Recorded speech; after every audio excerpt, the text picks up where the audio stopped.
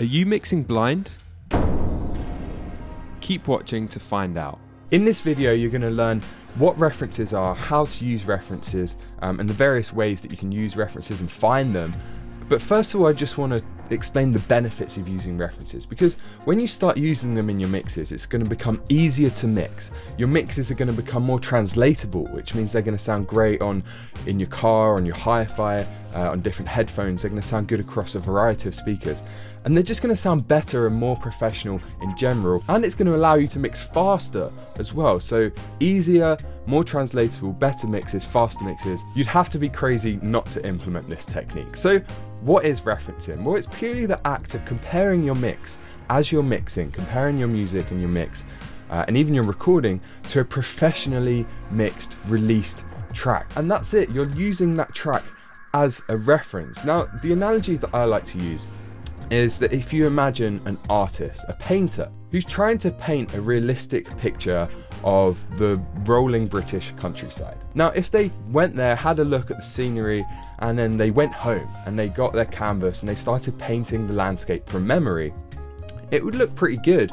But then when they took it back to that area that they drew and compared it, it wouldn't be quite accurate, and it wouldn't be realistic, and they would have got a few things wrong because they were doing it from memory. But now imagine if they took their canvas and went to that viewpoint and had the landscape there in front of them, and every second they could check, they could go, okay, this tree's there, and this hill is kind of this size, and they're constantly referencing the realistic landscape. Well, that's kind of like using references when you're mixing, because if you're just mixing from memory, if you just load up a mix and start applying EQ and compression and balancing, you're doing it from memory, you're doing it from ear memory in a sense, and you're trying to get the right level of low end, the right level of brightness.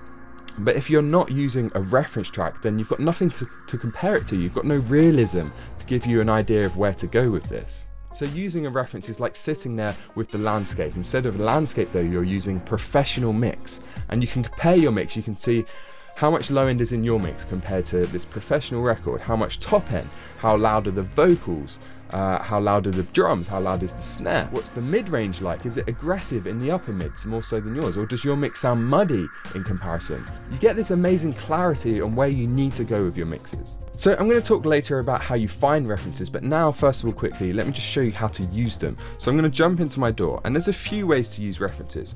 My preferred way is to actually import them into Pro Tools or Logic, whatever DAW I'm using, so that I can really easily compare my mix. So this is the same mix that I've been using for the rest of this series. You'll recognize it.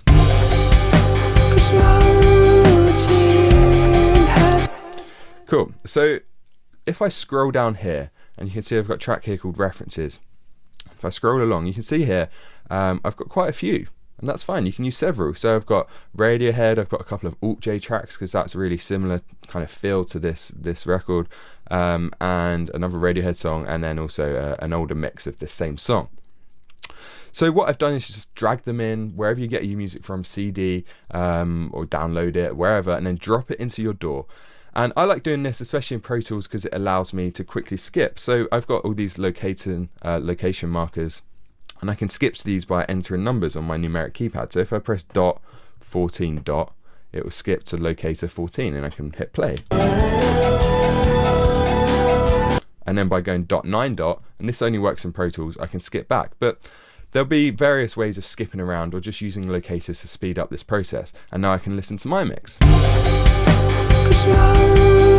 Now, a quick point here. You might have noticed there that there was quite a big volume difference between the reference and my track. And a really important part of referencing is that you try and make sure that your mix is about the same volume as the professional release. 99% of the time that means turning down the professional record, because that's been mastered, whereas you're working on a mix, so it's going to be much louder. So what we do is we go back and forth, and I adjust the volume here until it sounds about the same.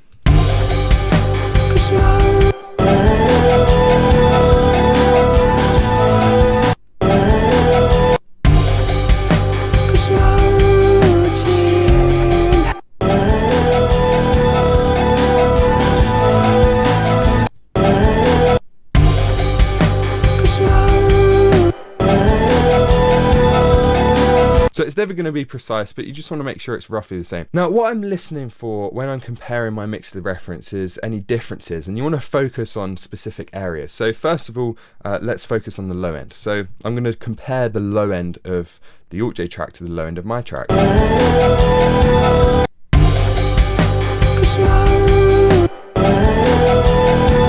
So already it's apparent that maybe there's too much low end in my track, and that's not going to translate well. At the same time though, you never want it to be exactly the same. Now let's listen to the mid-range. So I want to listen out for kind of aggression in the mid-range. Does my mix maybe sound muddy in the lower mids? Does it sound like it's lacking clarity or aggression in the upper mids? Let's have a listen.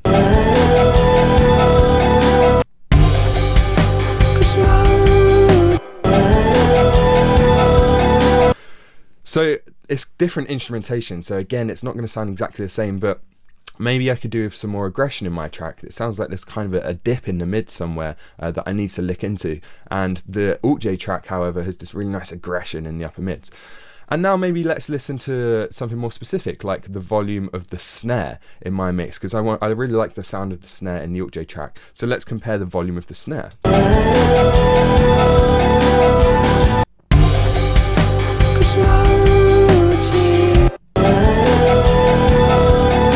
So it's a very different tone, but I can already hear that maybe my snare is a bit loud. And you don't have to replicate it exactly. You're using this as a guideline. So your mix is always going to sound different. You don't want to try and make it sound exactly the same.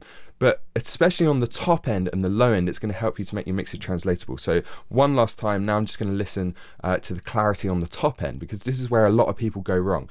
A lot of the time you have to boost quite a lot above 10k or maybe even lower than that to get this kind of modern sound. So let's compare that.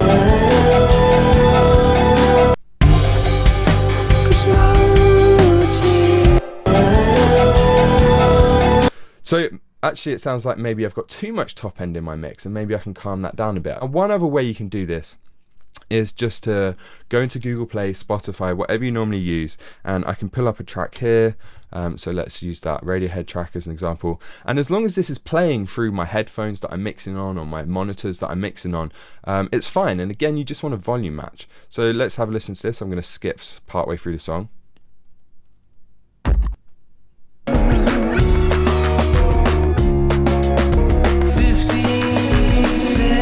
Okay, now let's listen to my mix. So there's a bit of a volume difference there.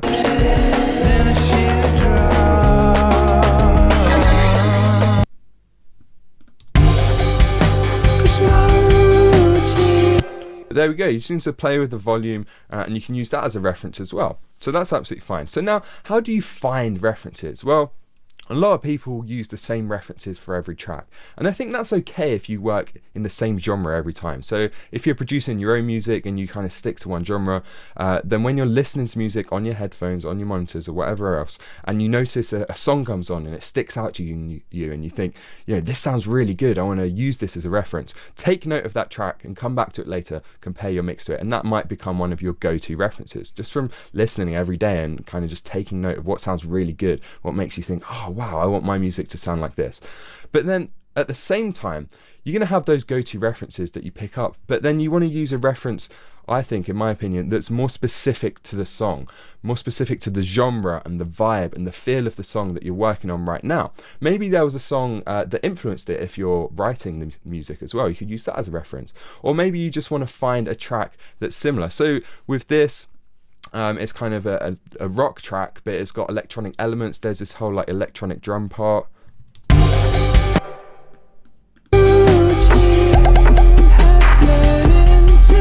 There. So it's got lots of electronic elements. There's kind of like chopped vocals. So Alt J for me was a great choice, because Alt J is a kind of alternative rock or even art pop band where, again, they've got like this kind of typical band setup, but then they've got synths in there, they've got electronic sound. So that was an obvious choice. So you just want to think about songs that are similar, or artists that have a similar vibe, similar genre, and then you can pull that in as a reference. So hopefully you found that useful. Make sure you go away and actually apply this. So next time you open a mix, pull in a reference, compare your mix constantly throughout, you know, once every 20 minutes or so, or just when you're getting towards the end of the mix, pull in a couple of references, compare your mix, check the low end, check the high end, check the level of the vocal, or just overall check that It's got a similar feel and vibe. I know how daunting it can be to choose reference tracks, and after a lot of requests, I've put together a free PDF that shares my 31 go-to references right now.